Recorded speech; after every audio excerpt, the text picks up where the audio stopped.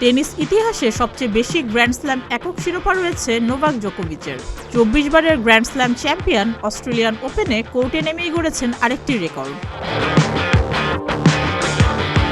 Grand slam ক্যারিয়ারের ৪৩০তম একক ম্যাচটি খেলতে নেমে সার্বিয়ান তারকা কেড়ে নিয়েছেন রজার ফেদেরারের আরেকটি রেকর্ড। ৪২৯ ম্যাচ খেলার রেকর্ড ছিল সুইস তারকা রজার ফেদেরারের। এছাড়া ৪২৩টি ম্যাচ খেলেছেন সেরেনা উইলিয়ামস।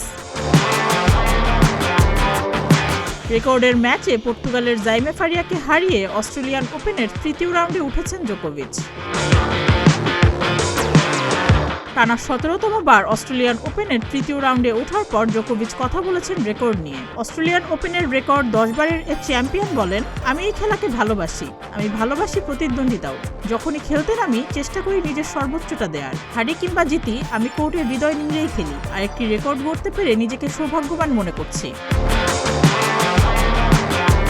নারী পুরুষ মিলিয়ে গ্র্যান্ড স্ল্যামে সবচেয়ে বেশি ম্যাচ খেলার রেকর্ড এখন জোকোভিচের। অস্ট্রেলিয়ান ওপেনে তিনি তৃতীয় রাউন্ডে খেলবেন চেক খেলোয়াড় টমাস মাখাচের বিপক্ষে।